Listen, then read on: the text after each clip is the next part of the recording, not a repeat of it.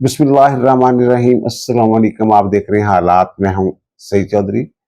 Additional deputy commissioner revenue Sialkot की anti corruption काम किया तो गिरफ्तारी के बाद जो ट्वीट किया वज़ीर दफ़ा ख्वाजा आसिफ ने, उसके बाद जनाब ये मौजूद जो है पूरे मुल्क में जेर बहस आया। मुख्तलिफ किस्म की कहानियां सामने आई। ये मौजूद जो हमने भी आज चुना इस पे बात की है मैंने, लेकिन मुख्तसर क्योंकि मेरे पास उस तरह की इंफॉर्मेशन नहीं थी कि जो अलग हो, नई हो और अथेंटिक हो। तो अब जनाब ये जो इकबाल संघेड़ा साहब हैं, एडीसीआर जो हैं, जो गिरफ्तार हुए हैं, ये जनाब जब शहबाज शरीफ वज़ीर आला पंजाब थे तो सीएम ऑफिस में ये क्या करते थे, और फिर नौशीन इफ्तिखार उनके साथ इनकी क्यों नहीं बनती थी, और फिर जो वजीर बल्दियात हैं ज़िशान रफीक साहब, उनका इनके साथ क्या ताल्लुक है। बहुत सारी चीजें हैं। इनको गिरफ्तार किसने करवाया है? फौज के तो ये बड़े पसंदीदा अफसर रहे, फौज के कुछ अफसरों के बड़े पसंदीदा अफसर जो हैं ये रहे हैं। और फिर लंदन से क्या जुड़ता है मामला इसका, और मौलवी अब्दुल शकूर कौन है। बहुत सारी चीजें हैं जो आपके सामने रखनी है। ये गिरफ्तार कैसे हुए? फौज ने गिरफ्तार करवाया या किसी बाअसर सियासतदान ने गिरफ्तार करवाया? और ख्वाजा आसिफ साहब ने ये ट्वीट क्यों किया, उन्हें गुस्सा क्यों चढ़ा हुआ था ये जो ट्वीट की है? बहरहाल इस ट्वीट से बहुत सारी जो राहें हैं वो खुली भी हैं। वो राहें क्या हो सकती हैं और क्या मामला हो सकता है, ये भी आपके साथ शेयर करेंगे। कानूनी पोजीशन जो है, जो बैरून मुल्क जायदादें बनाते हैं, दोहरी शहरियत ले लेते हैं अफसरान, उनका जो आइन और कानून क्या कहता है, अदालती फैसले क्या कहते हैं, ये भी आपके सामने रखेंगे। लेकिन इससे पहले दो और मौजूआत हैं। एक तो जनाब जो भारतीय फजाइया के सरबराह है ना, एपी सिंह साहब, उन्होंने जनाब कोई सस्ता किस्म का नशा किया है उन्होंने वहां कोई, और जनाब 3 माह बाद एक बड़क मार दी है। पहले इनके जो अफसरान थे, जो तर्जमान थे, वो ये कहते हैं जनाब ये कोई इशू नहीं है कि कितना नुकसान हो, जंगों में नुकसान होता है। अब उन्होंने ये दावा फरमा दिया है एपी सिंह साहब ने कि जनाब हमने इस जंग में पाकिस्तान के 5 लड़ाका तैयारों समेत 6 तैयारे जो हैं हमने तबाह कर दिए, तबाह किए। अच्छा, अब वो ये नहीं कह रहे कि हमने गिराए हैं, वो जो कहते हैं जो एयर फील्ड्स पे, एयर बेसिस में हमने हमले किए थे ना, वहां इनके 5 तैयारे जो हैं ये तबाह हो गए। और इनकी इस 5 तैयारे लड़ाका तैयारे प्लस एक और तैयारा।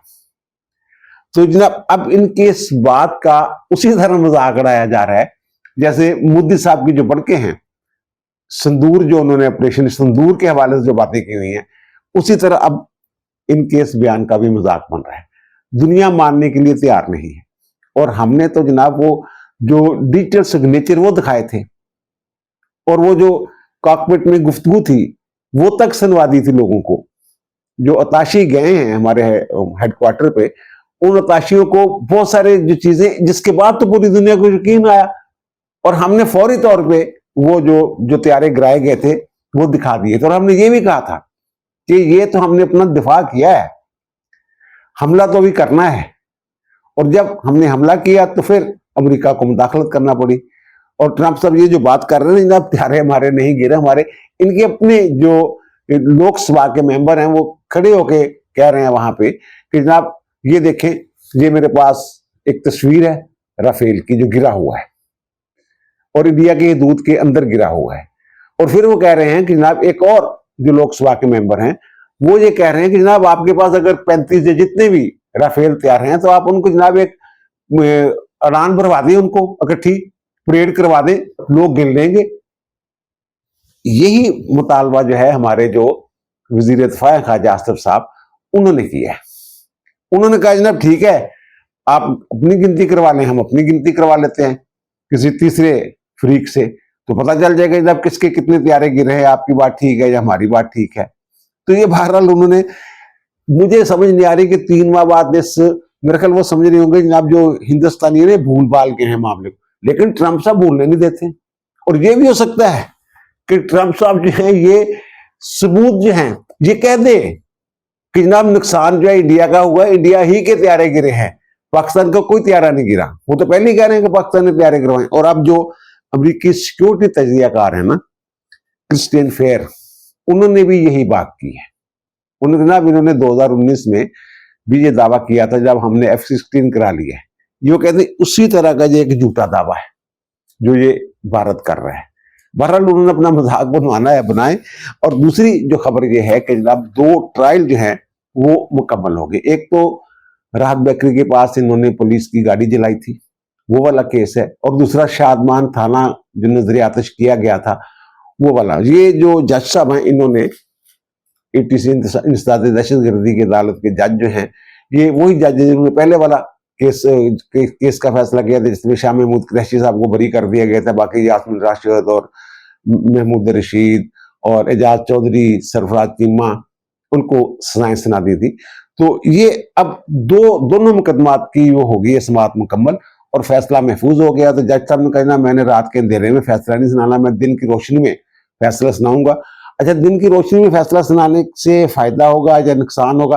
पहले तो ये होता है ना, जब ट्रायल मुकम्मल हो गया ना, जज साहब मना कर देते हैं कोई मुलजिम जो है ना वो बाहर नहीं जाएगा। ये तो हो ही जेल में रहा है ट्रायल, तो वहां उनको पाबंद कर दिया जाता है। फिर जज साहब फैसला सुनाते हैं। अब इसमें हुआ यह है कि जनाब उन्होंने कहा जनाब मैं 11 अगस्त को पीर वाले दिन इन मुकदमात का फैसला सुनाऊंगा। तो जो तो अंदर हैं जेल में वो तो अंदर ही हैं, जो जमानतों पे हैं लेकिन ट्रायल में शामिल होने के लिए कमरा अदालत में आते हैं वो जनाब निकल गए। अब वो पीर वाले दिन नहीं आएंगे। ये मैं पूरे वसूख के साथ, जो रवैया होता है मुलजिमों का, जब उन्हें अंदाजा होता है जनाब हमारे जो करतूत है पकड़े गए, शहादतें बड़ी पक्की हैं और हमें हो जानी है सजा, तो फिर वो कोशिश करते हैं भागने की। अब इस केस में जो मुल्जमान हैं, इन मुकदमात में जो मुल्जमान है, एक तो वही शाह महमूद कुरैशी साहब हैं, जो इल्जाम जो किरदार पहले मुकदमे में था उनके ऊपर, वही किरदार अब है। अगर ये पहले बरी हो गए तो अब भी बरी हो सकते हैं मे भी इन मुकदमात में कोई नई शहादतें सामने आई हो। और दूसरे वो यास्मीन राशिद साहब हैं, वो तो शादमान थाने के करीब से गुजर के गई थी और वहीं पे बैठ के कह रही थी ना वहां जा रहे हैं हम जनाब कोर कमांडर हाउस वगैरह, उधर उनका साथ ही दफ्तर है इनका। और फिर साबिक गवर्नर सरफराज चीमा साहब हैं और एजाज चौधरी साहब, मियां महमूद रशीद। अब 2 मुलजमान और हैं जो जिनका ट्रायल पहली मरतबा 9 मई के मुकदमात में मुकम्मल हुआ है और फैसले का इंतजार है कि सजाएं होती हैं या नहीं होती। उनमें एक तो जनाब सनम जवेद साहब हैं, उनकी वीडियो तो आपने देखी होंगी, गालियां दे रही थी कोर कमांड हमारी जनाब, इन्होंने रेड लाइन क्रॉस कर ली आगे, जो इस तरह की गुफ्तगू थी जो मैं बयान नहीं कर सकता। और एक आलिया हमजा साहबा, इन समेत जो है मुलजमान जो है उनका, जो कुछ लोग मफरूर हैं उनका तो अलग हो गया ना, जो जमानत पे हैं या ट्रायल में शामिल होते हैं। अब ये जो खातून है ये तो मेरे ख्याल में ब्रेक ही पेशावर जाकर लगाएंगी। बयान इनके ऐसे आते हैं कि मैं जेल से नहीं डरती, मैंने जनाब नक्स डाली हुई थी वहां पे, मेरे आगे कोई बोलता नहीं था। आखिरी जो मौजू है वो वही है इकबाल संघेला साहब जो हैं additional deputy commissioner Sialkot revenue, ठीक है ना। अच्छा, उन्होंने जो ख्वाजा आसिफ साहब है उन्होंने एक ट्वीट किया था जनाब, आधी ब्यूरोक्रेसी जो है उसने जनाब वहां पुर्तगाल में जायदादें बनाई हुई हैं, शहरियत लेती फिर रही है, तो क्या वहां जायदाद बनाना जुर्म है? यानी कहने का इनका मतलब यह था कि आपने इनको जो पकड़ लिया है इकबाल संघेड़ा को, जो कि मेरे इलाके का EDCR है, तो क्या बाकी ब्यूरोक्रेसी जो है वो दूध की धुली है? वो भी तो इसी तरह की है ना। अब इस पे जो इनके वजीर इतलात हैं अताउल्लाह तारड़ साहब, उन्होंने ये कहा है कि जनाब ख्वाजा आसिफ ने ठीक बात की है पुर्तगाल वाली, कि बहुत सारे ब्यूरोक्रेट्स ने जो है इन्वेस्टमेंट की है और उनमें हाजिर सरवत ब्यूरोक्रेट्स भी शामिल हैं, वो ये कह रहे हैं। और वो कहते हैं कि इस मामले में बहुत सारे लोगों के नाम आए हैं, सॉरी, उनको पता है। वो कहते हैं कि उसकी तफसीलात अभी जो देना है ना वो कबल वक्त है और पुर्तगाल वाले मामले की तहकीकात के बाद अवाम के सामने तफसीलात लाएंगे। इसका मतलब यह है कि उसकी तहकीकात या इंक्वायरी जो है पुर्तगाल वाली जो है वो शुरू हो गई है। पुर्तगाल ने कोई स्कीम्स को निकाली है कि इतनी आप इन्वेस्टमेंट करते हैं तो आपको जनाब परमानेंट रेजिडेंस दे देंगे हम। फिर उसके बाद जनाब वो यूरोप के भी दीगर मुमालिक में जहां दिल करे जनाब वीजे वूजे लेके फिरते रहे। अब ये कानून क्या कहता है, जो हमारा मुल्क का कानून है ना सिविल सर्विस वालों का या जजों का, फौज में दोहरी शरीयत की गुंजाइश नहीं है। पार्लियामेंटेरियन भी दोहरी शहरियत नहीं रख सकते, लेकिन ब्यूरोक्रेट जो हैं ये दोहरी शहरियत रख सकते हैं। ये मामला सुप्रीम कोर्ट में आया था और दोहरी शहरियत वाले केस के नाम से मशहूर है। ये 29 सितंबर 2018 को इसका फैसला महफूज हुआ था और 16 दिसंबर 2018 को लाहौर रजिस्ट्री में इस केस का जो फैसला है वो अनाउंस किया गया था।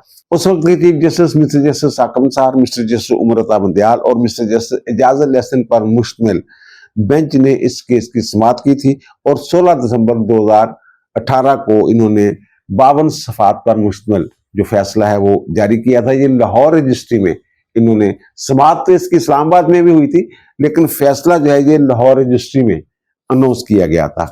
तो उसमें जनाब इन्होंने ये कहा था, ये डिक्लेयर किया था कि जनाब अदालती फैसले के जरिए ये जो दोहरी शरीयत वाला मामला है ना, इस पर हम पाबंदी नहीं लगा सकते, इसके लिए कानून साजी करना होगी। और उन्होंने फिर इसके लिए कुछ पैरामीटर्स और रहनुमा असूल भी फराहम किए थे हुकूमत को कि जनाब आप दोहरी शरीयत रोकने के लिए ये आप कानून साजी करें और इन खतूत पर करें। एक बात उन्होंने ये की थी और दूसरा उन्होंने ये कहा था कि जो हसास नौयत के, अहम नौयत के ओहदे हैं वहां दोहरी शहरियत वालों का वो जो तकर्रर है वो नहीं होना चाहिए, तैनाती नहीं होनी चाहिए। और साथ ही उन्होंने ये भी कहा था कि एक डेडलाइन मुकर्रर कर देनी चाहिए हुकूमत को इस फैसला के आने के बाद कि वो अफसरान, एक लिस्ट आई थी लंबी चौड़ी के इतने लोग जो हैं उनके पास दोहरी शहरियत है, इतने लोग जो हैं उनके बच्चों के पास दोहरी शहरियत है, या वो दूसरे मुल्क के शहरी हैं, या उनकी बेगमात जो हैं वो दूसरे मुल्कों की शहरी हैं। तो फिर उन्होंने ये कहा जनाब डेडलाइन हुकूमत को मुकर्रर कर देनी चाहिए कि जनाब इस मुद्दत के अंदर अंदर वो फैसला कर ले जो सरकारी अफसर हैं कि उन्होंने मुलाजमत रखनी है या दूसरे मुल्क की शहरियत रखनी है। और दोहरी शहरियत या दूसरे मुल्क की शहरियत रखने वाला जो अफसर है वो कहते हैं जनाब उसकी जो होती है ना मशकूक होती है, अल्लाह भला करे आपको, वफादारी मुल्क के साथ। ये थे कानूनी पिटीशन। हाँ, एक और भी इसमें नुक्ता ये सामने आया था कि आपको याद होगा रहील शरीफ साहब जो हैं वो जो इस्लामी फौज सऊदी अरब में बनाई थी, तो वहां जनाब वो उसके सरबराह के तौर पर चले गए थे, तो उनको NOC जारी किया गया था वजारत दिफा की तरफ से, GHQ की तरफ से। तो उन्होंने डिक्लेयर किया था नहीं, NOC जो है जो हुकूमत पाकिस्तान ने जब जारी करने होते, हुकूमत से मुराद वजीर आजम और काबीना है। उसके बाद दोबारा 1 माह की उन्होंने मोहलत दी थी, 1 माह के अंदर अंदर वो कहते हैं जनाब अगर NOC दोबारा जारी हो जाता है ठीक है, वरना फिर जनाब इनको वहां के मुलाजमत छोड़ना पड़ेगी, इसके लिए सजा भी एक मुकर्रर है। तो वो ये है कि जनाब अगर बंदा कोई मुलाजमत छोड़ता है और एक खास मुद्दत जो है कानून में मुकर्रर है, तो उसने दूसरे मुल्क में जाकर अगर मुलाजमत करनी हो ना रिटायरमेंट के बाद, तो फिर उसको हुकूमत पाकिस्तान से एक NOC लेना पड़ता है। उस NOC के बाद ही वो दूसरे मुल्क में जाकर मुलाजमत कर सकते हैं। हमारे ब्यूरोक्रेट जनाब इधर से जनाब हमारे जो एस्टेब्लिशमेंट के लोग हैं, अस्करी एस्टेब्लिशमेंट के जो लोग हैं, रिटायरमेंट के बाद जनाब दूसरे दिन जाके किसी दूसरे मुल्क में मुलाजमत कर रहे होते हैं, वो कहते हैं ऐसा नहीं हो सकता, वो कानून मौजूद है कि उस कानून के तहत उन्होंने उस कानून के ताबे रहते हुए उन्होंने काम करना था। अब आते हैं जनाब ये ख्वाजा आसिफ साहब। ख्वाजा आसिफ साहब जो है ना, इनको ना वैसे ही मेरा ख्याल ये शौक है, इन्होंने गलत शाट खेली है। ये इकबाल संगेड़ा वाला जो मामला है, इनको वैसे ही शौक है। वो एक दफा एक जज के हवाले से मैंने विलाग कर दिया, तो भाई साहब जनाब वो उस पर ट्वीट कर रहे हैं कि जनाब ये मैं उस वक्त पार्लियामानी कमेटी का मेंबर था, ये तो जनाब बड़ा फर्स्ट क्लास, ये वो जो भी इनका ख्याल था जनाब हमारे केस कुछ लगे हुए हैं, शायद जनाब वो हमें कोई ज़ाहिर चापलूसी की भी एक होती है ना, तो वो जनाब फिर वो बाद में उनको पता चल गया कि जनाब वो, चलो उस मौजू को छोड़ देते। अब जनाब इसको भी जनाब इन्होंने ना एमी ये बीच में आगे हो गए। ये इकबाल संगेड़ा वाला मामला है और बहुत सारे लोग ये कहते हैं कि जनाब ये जो लोग हैं जो वो कॉलोनी शलूनी जिन्होंने बनाई थी, जिन्होंने रिश्वत दी थी, जिनको ये तंग कर रहा था इकबाल संगेड़ा, वो जनाब आर्मी चीफ से मिले हैं, आर्मी चीफ ने जनाब कह के इसको गिरफ्तार करवाया। ये गिरफ्तार कैसे हुआ है ये भी मैं आपको बता देता हूँ। ये जो इकबाल संगेड़ा साहब है ना, जब मियां शहबाज शरीफ 2013 में वज़ीर आला पंजाब थे, तो ये CM हाउस में वहां सेक्शन ऑफिसर के तौर पर काम करते थे। और उस वक्त इनमें ये नहीं था, इस तरह के परपुर्दे नहीं निकाले थे अभी इन्होंने। तो वहां जो मेहमानदारी के तौर पे, मैं कहते हैं मेहमानदारी अफसर के तौर पे आप कह लें, ये जो MPs वगैरह, अरकान असेंबली वगैरह जो वहां जाते थे, सीएम हाउस में, तो जनाब उनकी मेहमानदारी की जिम्मेदारी इनकी थी और उस वक्त में इनको एक शौक था तलकात बनाने का, लेकिन बड़े सब मिसब किस्म के ये ऑफिसर थे, ये इकबाल संघेड़ा साहब। उसके बाद इनकी बतौर ऐसी मुख्तलिफ जगहों पे तैनातियां हुई और फिर जनाब ये जाके लगे डस्का में असिस्टेंट कमिश्नर। तो वहां जो नशीन इफ्तिखार साहबा हैं वो बड़ी डैडी किस्म की रुकने असम्बली हैं, तो उनके साथ इनकी बनती नहीं थी और बहुत सारे लोगों का ख्याल है कि जनाब इनकी जो हैंकियां फेंकियां थी ना वो नशीन इफ्तिखार साहब को पता चल रहा था। तो फिर जनाब इनमें आपस में वो एक तरह से कह लें कि ना बनने की वजह से ज़ाहिर है फिर वो एक रुकने असम्बली हो और दूसरा जनाब वो ब्यूरोक्रेट हो, तो फिर तनाव जो हो जाता है, तो फिर ज़ाहिर है फिर एक और साहब बीच में आ गए, वो हैं जनाब जो इस वक्त वज़ीर बल्दियात है ना, ज़िशान रफीक साहब। ये जो सियालकोट में इनकी तैनाती हुई है ना, वो ज़िशान रफीक साहब जो हैं उनकी मोहब्बत का नतीजा है। अच्छा, ये ख्वाजा आसफ ने इनकी तैनाती नहीं करवाई थी वहां पे। अच्छा, वहां जनाब जाके इनका बन जाता है ट्राइका। ये जो साहब है संगेड़ा साहब, इनका ट्राइका बन जाता है जनाब। एक तो वहां थे डीपीओ हसन और एक और साहब थे। अच्छा, वो जिस अदारे के इंचार्ज थे ना, इंचार्ज अफसर, उसमें ये भी होता है कि जनाब वो नाम कुछ और होता है लेकिन पब्लिक में कुछ और नाम जो है उस नाम के साथ वो मुतारफ होते हैं। तो वो एक साहब थे। ये तीन बंदों का बन गया ट्राइका। अब दो डिप्टी कमिश्नर इन्होंने बताए हैं वहां, लेकिन अमली तौर पे ये बतौर डीसी ही काम कर रहे थे, सारे फैसले यही करते थे। और फिर इनका कैंट की तरफ आना जाना हो गया। उसके बाद जनाब ये और खुल के खेलना शुरू हो गए। बेखौफ किस्म के अफसर थे, कोई मसला नहीं होता था इनका, जो काम करना है वो कर दिया। ख्वाजा साहब ने कहा ये कर दें, कर दिया, और ज़िशान रफीक ने कहा ये कर दें जनाब, कर दिया। ये इनका मामला था, दिलेरी के साथ काम कर रहे थे। और फिर जनाब ये एडमिनिस्ट्रेटर हो गए जनाब, ये जो म्यूनिसिपल कारपोरेशन है, बल्दियाती इलेक्शन तक करवाते कोई नहीं। लेकिन अब मुझे पता चला है कि जो मियां नवाज शरीफ है ना, उन्होंने ये कह दिया है कि भाई ये आप कब तक भागेंगे। ये वो कहते हैं जनाब इलेक्शन लड़ें, बल्दियाती इलेक्शन जो है इनका इनकाद करें, मुनक्कद करें। और ये मियाँ साहब जी अब लगे हुए हैं इस काम के पीछे, उनको मीटिंग भी की है। तो जब एडमिनिस्ट्रेटर के तौर पर जनाब फिर इन्होंने जनाब वो अन्नी डाली जितनी डाली जा सकती थी। और फिर जो हाउसिंग सोसाइटी होती है ना, उनमें कोई ना कोई सुकम रह जाता है, डॉक्यूमेंट पूरे नहीं होते। फिर जनाब जितनी भी वहां हाउसिंग सोसाइटियां थी ना, भाई साहब ने उनके ऊपर हाथ साफ करना शुरू कर दिया। इतने प्लाट फलां को दे दें, इतने प्लाट फलां को, जो भी होता है। तो वो हाउसिंग सोसाइटी वाले भी खुश होते हैं इस बात पे कि ठीक है यार, थोड़े बहुत पैसे दे के कम सीधा हो रहे थे की ये छर। वहां जो सीए स्पोर्ट्स है ना, बड़ी मशहूर एक कंपनी है। तो उन भाइयों में जब तकसीम हुई ना बिजनेस की, तो एक भाई साहब चले गए रियल एस्टेट की तरफ और उन्होंने वहां एक हाउसिंग स्कीम जो है वो शुरू की। तो उस हाउसिंग स्कीम के लिए जो भाई साहब है ना संगेड़ा साहब, इन्होंने जनाब उनसे, अच्छा ये दो तरीके से ये माल उन्होंने खाया है मुबैना तौर पर, जो इल्जाम है। एक तो ये कि उन्होंने 5-6 करोड़ रुपए नकद उनसे जो है वो वसूल किए। फिर जनाब एक तरह से उनका याराना भी हो गया, ये मिलकर हासियां खेड़ियां भी करते थे, दुबई भी चले जाते थे, इस तरह की वारदातें। और फिर अब इनसे जनाब जो बरामद हुआ है, एंटी करप्शन ने गिरफ्तार किया है, तो जनाब इनसे कोई 68,25,000 रुपए, एक रोलेक्स घड़ी, वो भी रोलेक्स घड़ी उन्होंने दी हुई है, ये जो मैंने अर्ज किया जो हाउसिंग स्कीम वाले हैं उन्होंने। और फिर जनाब 4,91,00,000 जो है अभी रिकवर करने वो कहते हैं उसके लिए जनाब। और फिर लैंड क्रूजर थी, यानी कि फुल ये कहने के अमीराना पुरपेश जिंदगी जो है ये गुजार रहे थे। अब ये फंसे कैसे, वो जो सीएस स्पोर्ट्स वालों की होस्टिंग सोसाइटी है ना, उनका लाहौर में एक फार्म हाउस है, काफी लग्जरियस किस्म का, बड़ा महंगा। तो भाई साहब ने जनाब उस फार्म हाउस पे कब्जा कर लिया हुआ था। मैंने कहा ये मिलके लड़ियां खेलने करते थे, दोस्तियां भी थी, दोस्त बने हुए थे, एक दूसरे काम आते थे, इकट्ठे खाने खाते थे, इकट्ठी महफिलें अटेंड करते थे, ये सारी चीजें। तो जनाब उसी यारी दोस्ती में उन्होंने जनाब वो चाबियां दे दी इनको फार्म हाउस की, और भाई साहब ने वहां कब्जा कर लिया।